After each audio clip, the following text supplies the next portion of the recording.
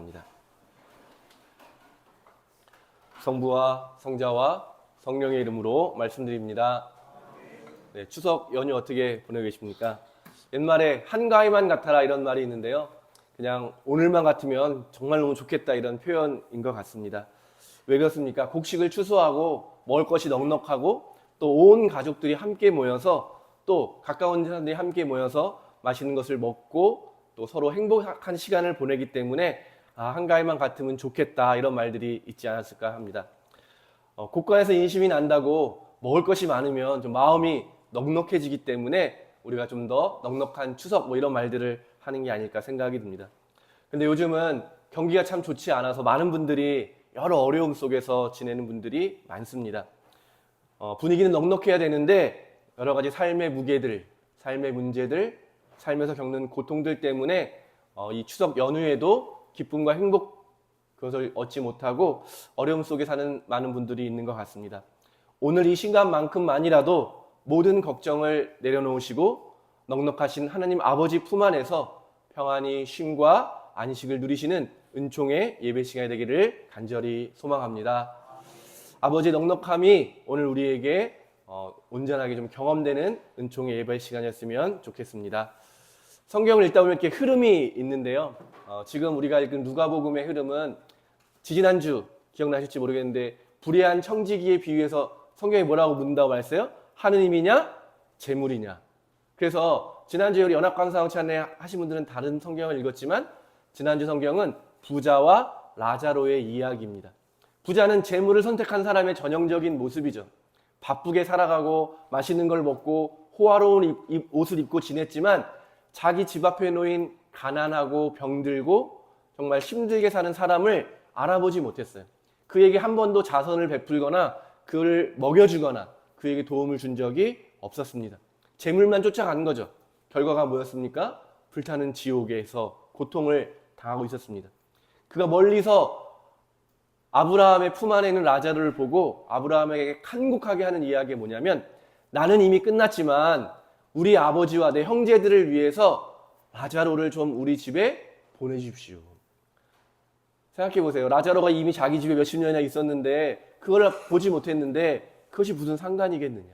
지금 회개하지 않으면 멸망하고 만다라는 것이 지난주에 복음의 핵심이었습니다. 그러면 오늘 이야기는 그런 흐름 안에서 본다면 이제 하느님을 선택했던 사람들이 예수님에게 요청하는 거죠. 저희에게 큰 믿음을 주십시오. 저희에게 믿음을 더 많이 베풀어 주십시오. 저는 예수님을 선택했으니까 이제 흔들리지 않는 믿음을 주십시오.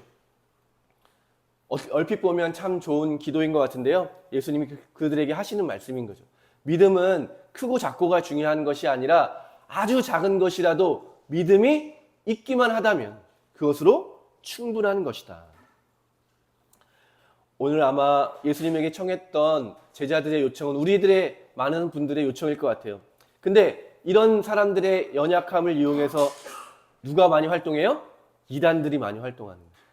이단들이 어떻게 활동합니까? 분명한 것처럼 보여주거든요.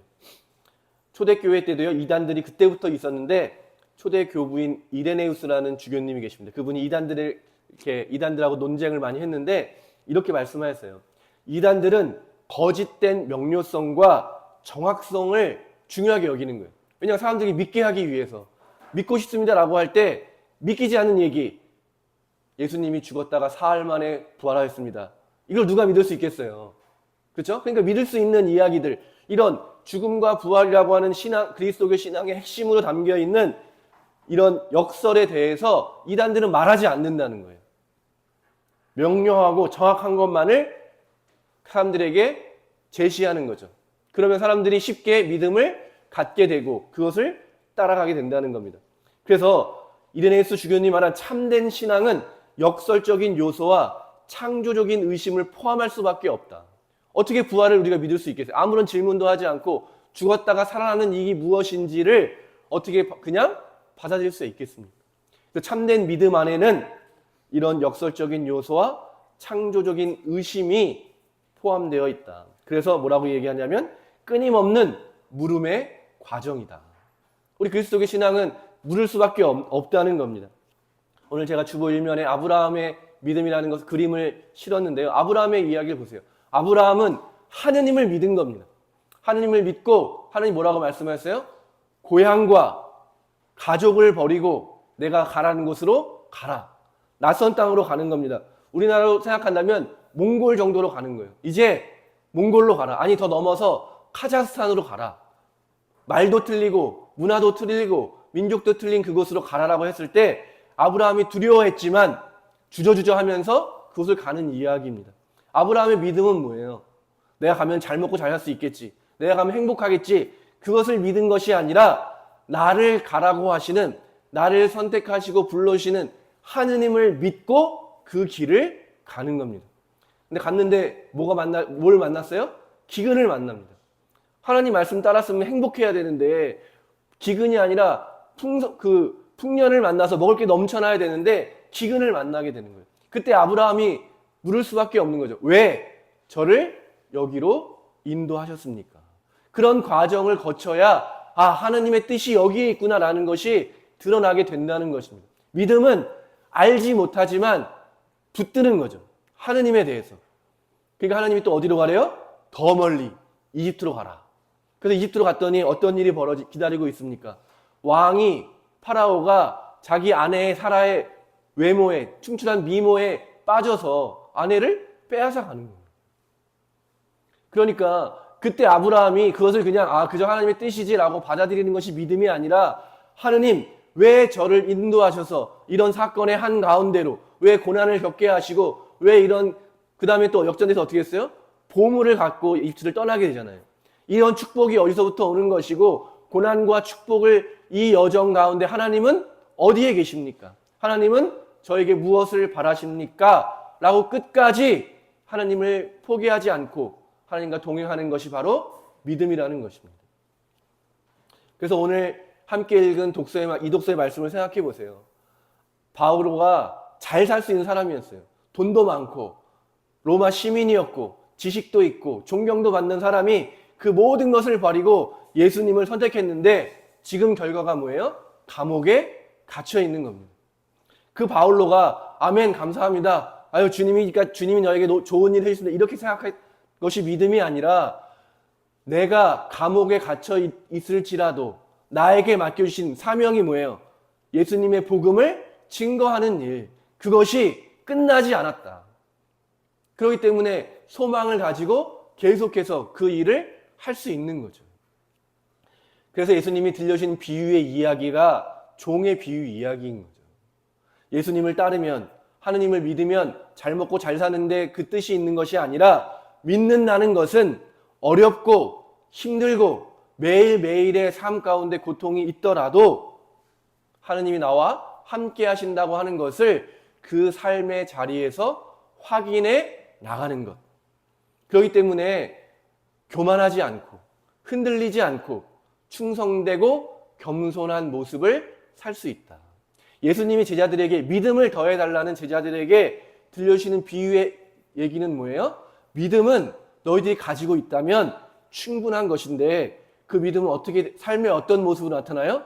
쉽게 절망하거나 쉽게 포기하거나 그런 모습이 아닌 충성된 모습으로 교만하게 누군가를 막 내 마음대로 하려는 것이 아니라 누군가를 섬기는 겸손한 모습으로 충성되고 겸손한 모습으로 살아가는 삶의 모습으로 믿음이 나타난다는 것입니다. 믿음이 없다면 그 누가 거기서 감사할 수 있겠어요? 감옥에서조차 감사하며 나에게 맡겨주신 소명이 흔들리지 않을 수 있는 그 경험을 어떻게 바울로가 할 수 있겠습니까? 하느님은 결코 나를 버리거나 떠나지 않으신다라는 믿음이 있기 때문에 그런 고백을 할 수 있는 것이죠. 예수님께서는 제자들에게 말씀하실 때 제자들의 앞으로의 미래가 어떤 겁니까? 큰 집에서 호화호식하면서 돈 많이 벌고 명예롭게 사는 것이 아니라 뭐라고 말씀하셨어요? 이리떼 가운데 양을 보내는 것 같다. 세상에 나가서 제자들이 예수님의 복음을 전했을 때 사람들의 반응이 뭡니까? 무시하고 미워하고 핍박하고 돌을 던지고 매를 맞고 감옥에 갇히는 그 일이 있을 테인데 그럼에도 저는 맡겨진 일을 했을 뿐입니다라고 기도해라. 얼마나 간절하게 그 제자들이 복음을 전하는 자리에서 기도했겠습니까? 하나님을 찾았겠습니까? 하나님이 나와 함께하고 있다고 하는 믿음이 없었다면 그 자리를 누가 지켜낼 수 있었겠습니까? 순교의 자리까지 갈 수 있는 믿음은 하느님을 향한 신뢰, 또 하나님이 나를 향한 약속을 변하지 않을 거라고 하는 하느님의 신실하심에 대한 믿음인 것이죠. 여러분은 무엇을 믿고 계십니까? 오늘 이 예배 가운데 하느님을 믿는 믿음의 자녀들로 다 거듭나게 되시기를 간절히 소망합니다. 세상을 믿는 사람들이 아니라, 나의 힘을 믿는 사람들이 아니라 하느님을 믿는 하느님의 거룩한 자녀들이 다 되시기를 바랍니다. 그때 주님은 약속하신 대로 저와 여러분을 하느님 아버지를 닮은 모습으로 조금씩 변화시켜 주실 줄로 믿습니다. 자녀는 부모를 닮게 마련인 것이죠. 우리가 하느님을 포기하지 않고 충성된 마음을 가지고 늘 겸손하게 주님을 붙들고 살아가게 될 때 주님께서 저와 여러분을 거룩한 하느님의 형상으로 빚어 가실 줄로 믿습니다. 날마다 주님을 바라보면서 작은 믿음이지만 그 믿음을 가지고 주님과 동행하시는 축복을 여러분 살아가시기를 예수님의 이름으로 축원드립니다. 성부와 성자와 성령의 이름으로 말씀드렸습니다. 니케아